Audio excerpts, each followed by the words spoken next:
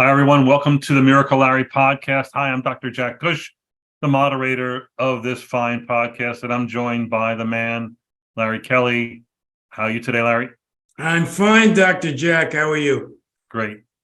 The good thing about this podcast is I get to talk to you at least once a week, and put it on tape. We talk a lot, but this just adds to the fun. So thanks for doing this. We're going to continue this episode, the third episode. We're going to tell more about Larry's story. Like we did last week, we're going to show you an excerpt of a video of Larry's story. This time, he gave a keynote address at a major medical conference that I ran back in March of 2023 called Room Now Live. It was viewed by 500 plus rheumatologists nationwide.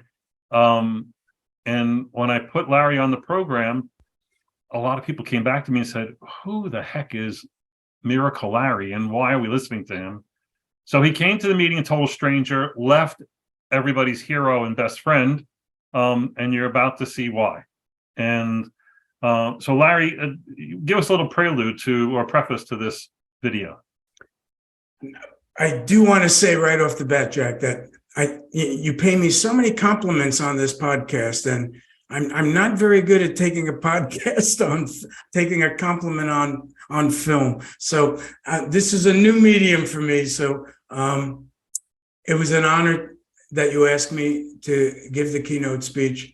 The parameters I gave is that I'm not going to give you anything written in advance, that I just talk and I tell my story, and what comes out of my mouth comes out of my mouth. And if it was terrible, you still had to pay me. So, that was what we decided on. And I'm honored that you asked me. I've been doing a lot of speaking, but not this length and not to this audience. And it was a tough audience. It was a medical audience, and man, you had them wrapped around your finger. By the way, the check's still in the mail. Let's listen up. We'll listen to the video. It's about 18 minutes long, and then we're going to come back with some comments at the end. Okay. I entered the hospital yesterday, St. Patrick's Day, and they've entered me today, 3 years ago. That's weird, right? A lot of weird stuff in my life. My wife came, they called my wife in on March 28th. March 28th, they determined there was no mentation, and that I was clinically brain dead. And they allowed my wife and my brother and my daughter to record on a cell phone their goodbyes. And they brought them up one at a time, and they allowed them to go to the glass. And my nurse, Jessica, who I will speak about later, God, I love her. She went in and held it to my ear, and my family got to stand behind the glass. And my wife said, can I take a picture? And they said, no, it's not allowed. And when Jessica went in to put the phone, my wife took it anyway. So that's the picture. I'm going to get the numbers out of the way. So we get that. I was in the coma for 51 days. I was in the hospital for 128. My rehabilitation took 2 years after that. So it's really hard for me to convince you that I went through this, because it's amazing to me that I'm standing here talking to you like this. But I never knew I wasn't going to get better. I never knew. I knew I was.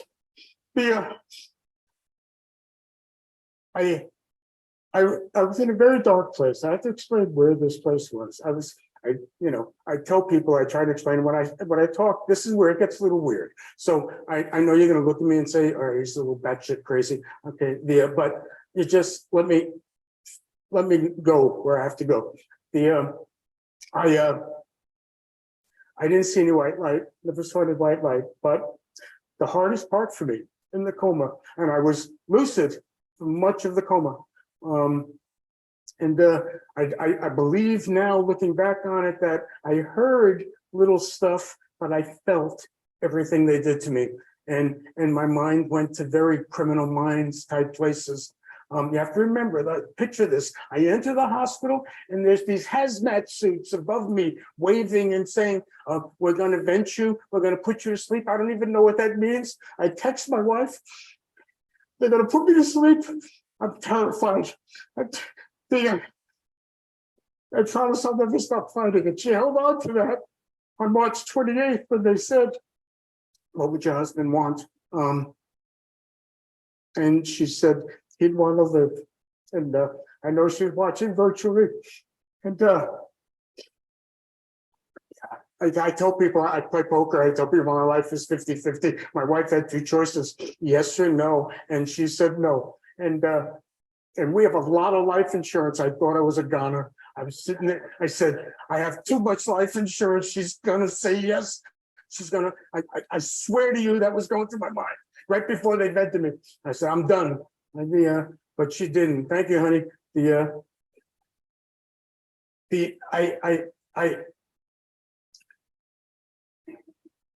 I opened my eyes, I remember the first thing I thought, where I was in the coma. I felt what they did to me. I had delusions. It was very weird. And I'm intelligent enough to try and think that maybe there was something connected in reality that was making me have these specific delusions. So I have to tell you stories, and one of my after effects of this is that I have no filters. So you'll have to bear with me if I offend anybody or say anything that's offensive. I was brain dead, remember? Okay. My nurse that I'm very close to, we go out and have lunch and I talk, and because we know we experience something. And what you guys do, you doctors and you pharma and nurses and aides, you are the heroes.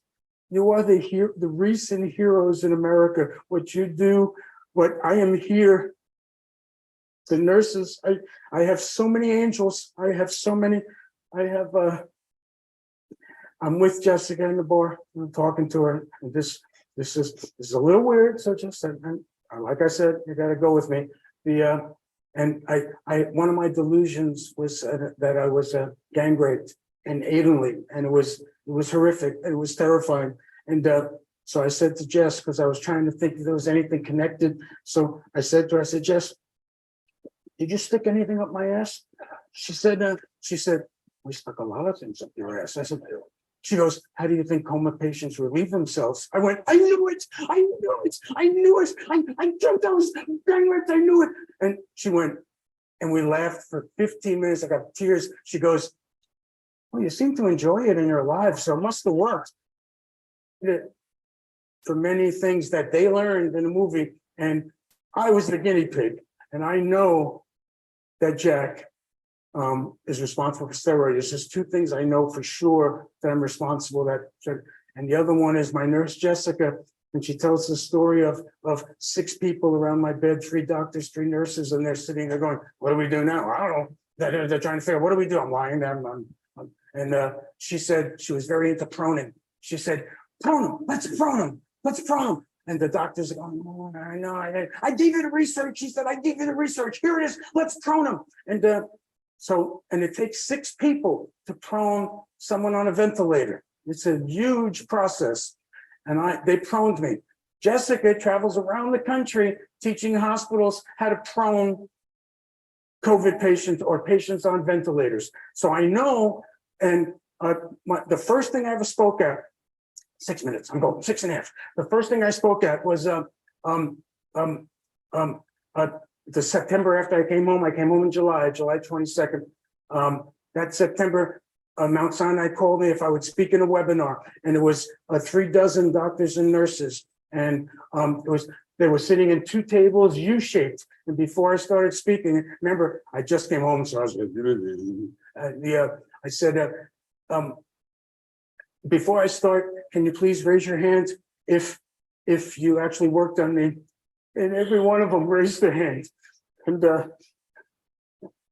I said, thank you. I don't know what else to say. Thank you. But I said to them, I'm glad we're doing this because I thought you guys ghosted me. And they said to me, my main doctor, Dr. Myrna, and I'll show her coming up. I might as well do it now. That's Jessica on the left. That's my nurse. That's Dr. Myrna Maharaj. They're both beautiful Italian. She's a beautiful Indian woman. I love them dearly. These are my angels. And if you see them, they're my angels. And the Dr. Myrna was the running that webinar. And she okay, I'm coming back. I'm drifting again. It happens every now and then. Let me say this. A year and a half after I came home was the first time I went back to Mount Sinai.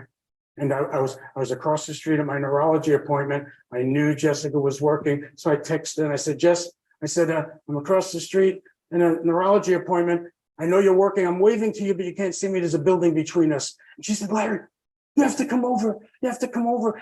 There's so many people here that worked in you in March 2020. Please, you have to come over. I said, I'm at an appointment. She said, after your appointment, come over.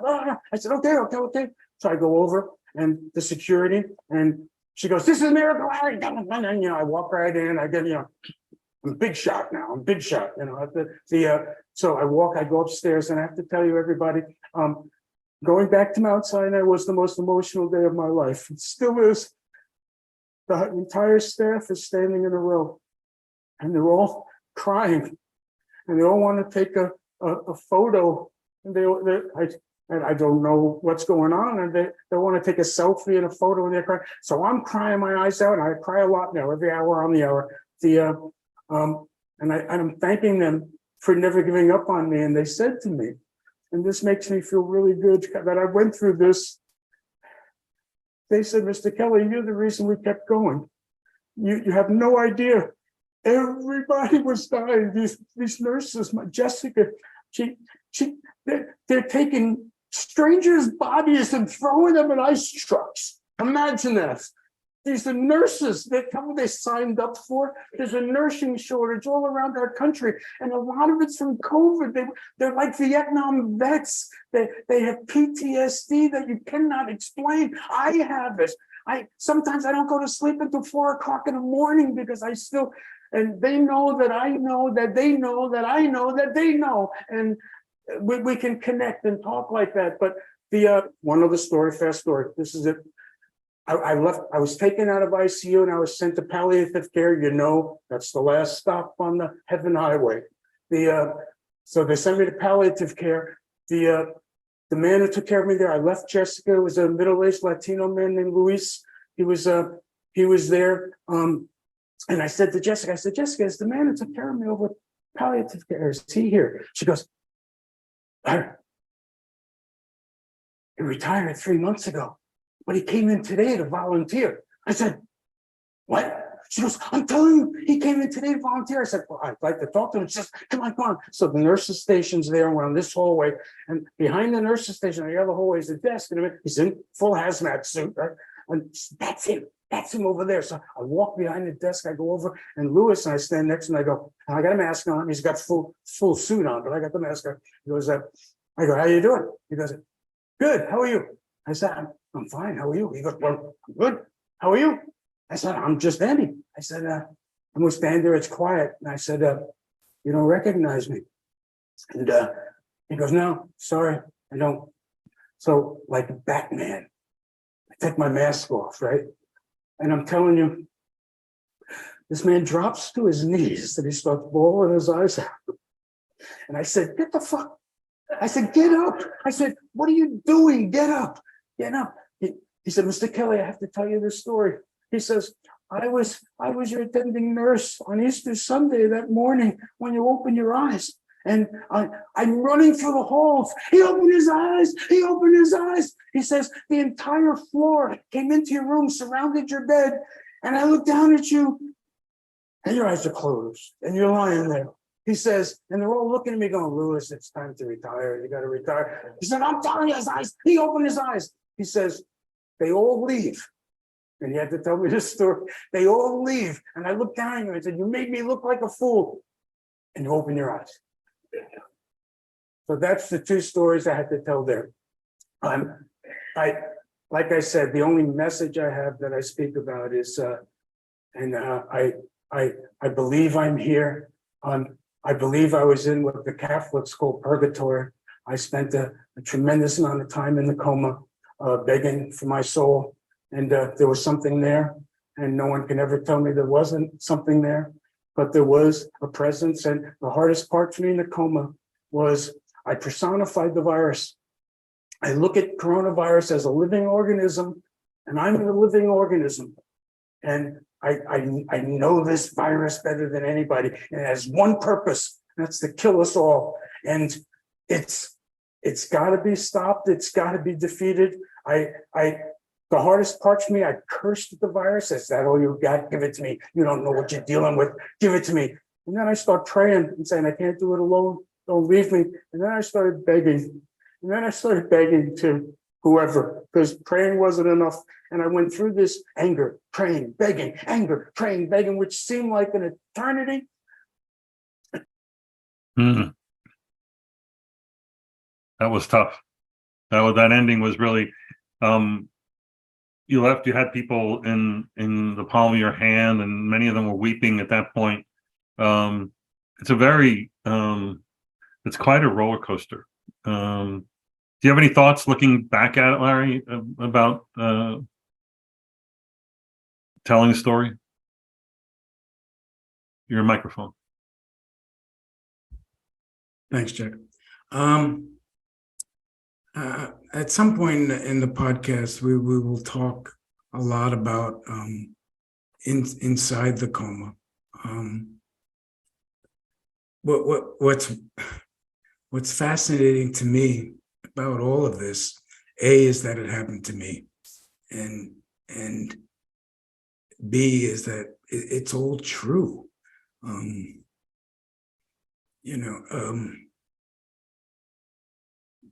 It's when Mount Sinai says to me that there aren't many people that can talk about inside the coma, and I know that I can, and there's so many things I don't even talk about because it's maybe in this podcast we will at some point, but that there was a lot of ugliness, and Do you think a lot of COVID patients say they have reminders of terror, and I did, but in my case, it was so prolonged. It was, yeah, I'm a little proud of myself. it answers the question that medical professionals and families often ask when someone's in a coma, can they hear you?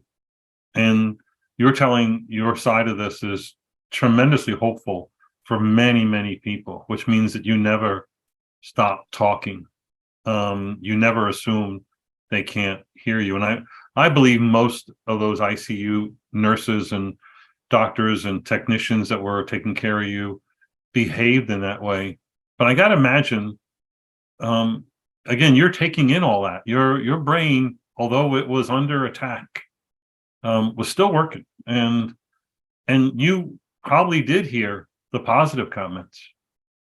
You probably did hear the negative comments, like a respiratory therapist coming in saying, "This guy's got no chance of living," and the nurse is probably saying, "Shut up, you don't know that," and that kind of these kind of conversation. And you probably, and the one question that's hardest about your story is why, right? And I think it boils down to will. You had tremendous will. Your family had tremendous will. Those nurses and doctors had tremendous will. So many people pulling for you. The motivation from what you might have heard probably gave you more will. When we talk at some point about the concept of God or the Holy Spirit or whatever, there's a part of me was feeling, and you can call it energy, when I found out what was going on outside. And remember, everything I'm told is told to me. So anything I repeat, somebody told me. Somebody told me. So but I will always contend that there was something, not just me and not just medicine and not just skilled clinicians, but there was something else. There was an energy that, and that's only what people tell me, you know. Anyway, they're angels. That's your angels are ever present in your Yes. story. But Jack, my friends, they told me what they were doing. But What I like, but let's end this one. well, what I like about your story, and I'll end with this, is that you give so much credit and pay so much respect to those nurses and hospital people who were there 24/7 for 156 days, you know, and they, you know, they're difference makers. And Jack, it's hard for me to be with someone who complains about their doctors, or he did this and he made it worse. I can't even listen to stuff like that anymore. Yeah. It's like, I want to hurt them myself. It's what everything the medical professionals do is to help people and to save lives. Just on that level alone it's mind-boggling to me. And the fact that they never gave up, or it's anyway. Well, from the medical side, I can tell you that COVID changed everything, the way we practice, what we did on a daily basis, what we were asked to do, skills that we learned a long time ago, we were asked to resurrect and become expert at right quick. And that showed up for you big time in your story. So, well, Jack, I just the last thing,